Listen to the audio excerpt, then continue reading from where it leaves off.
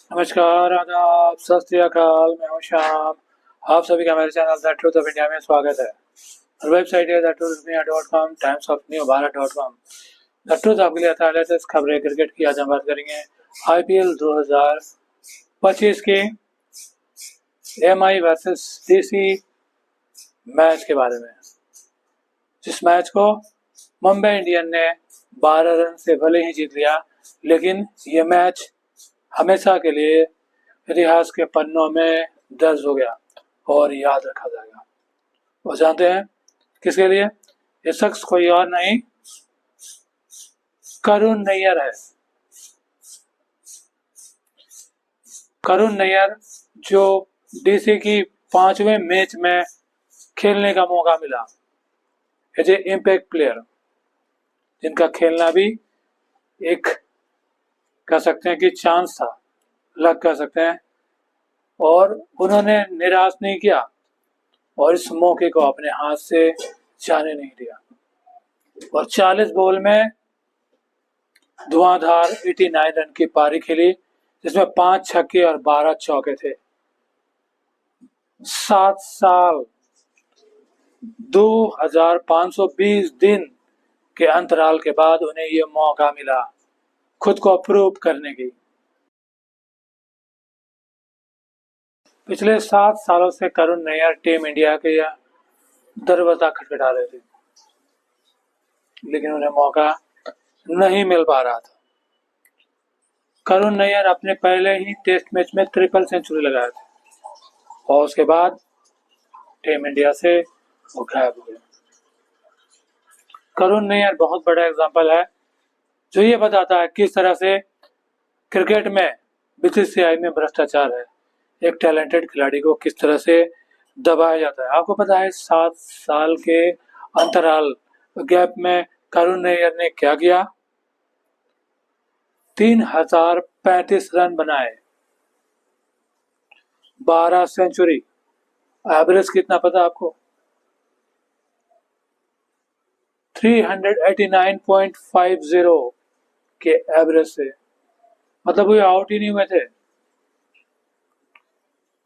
और इतना ही नहीं, उन्होंने 10 मैचेस काउंटी क्रिकेट खेले, जिसमें 736 रन बनाए 56.61 के एवरेज से। लग रहा था कि करुण नैयर को दोबारा मौका नहीं मिलेगा, लेकिन किस्मत साथ दिया और एज ए इम्पैक्ट प्लेयर करुण नैयर को मौका मिला, और मौका भी मिला मुंबई इंडियन के खिलाफ। सामने थे ट्रेंट बोल्ट और जसप्रीत बुमराह जैसे। करुण नैयर को मौका मिला 7 साल बाद, लेकिन कब मिला? जब दिल्ली कैपिटल की पहली विकेट 0 रन में गिर चुकी थी और सामने थे वर्ल्ड के 2 फास्ट बॉलर, जसप्रीत बुमराह और ट्रेंट बोल्ट। लग रहा था अब कुछ नहीं हो सकता, लेकिन यही करुण नैयर के बल्ले ने और डेडिकेशन लेवल ने दुनिया को दिखा दिया कि वो क्या चीज है। कहते हैं रोशनी की छोटी सी किरण अंधेरे को खत्म करने के लिए काफी होता है, और वही करुण नैयर ने भी दिखा दिया। पहला ओवर ट्रेंट बोल्ट की और पहले 3 ऑफिशियल डिलीवरी पे 3 चौका लगाए। लग ही नहीं रहा था कि 7 साल के बाद खेल रहे हैं कोई बढ़िया प्लेटफॉर्म पे।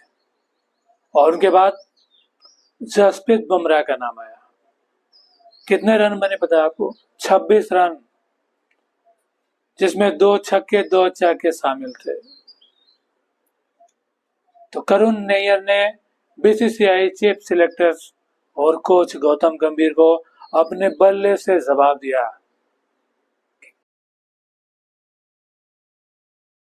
करुण नैयर जिस अंदाज से मुंबई इंडियन के बेस्ट बॉलर, वर्ल्ड के बेस्ट बॉलर के खिलाफ परफॉर्म किया, छक्के चौके की बरसात कर दी, ये काबिल तारीफ थी। इनकी जो इनिंग्स थी, ऐसी इनिंग्स मैंने आज तक कभी देखा ही नहीं, चाहे अभिषेक शर्मा हो या यशस्वी जायसवाल हो या कोई भी प्लेयर हो। 7 साल के बाद कमबैक कर रहे हों और वर्ल्ड के बेहतरीन फास्ट बॉलर सामने हैं, लेकिन बिना डरे 40 बॉल में 89 रन की बेहतरीन पारी खेली और दिल्ली कैपिटल को लगभग जीत के दरवाजे पे खड़ा कर दिया था। लेकिन आखिरी 3 बॉल में 3 रन आउट, ऐसा कभी होता है, लेकिन ऐसा हुआ और 12 रन से मैच हार गए। करुण नैयर आउट भी हुए तो एक अनप्लेबल बॉल था मैचेस टर्नर का, जिसपे वो बोल्ड हो गए, जिसे दुनिया कोई बल्लेबाज नहीं खेल सकता था। तो ये भले मैच दिल्ली कैपिटल हार गई, लेकिन हार कर भी करुण नैयर जीत गए और अपनी छाप छोड़ दी।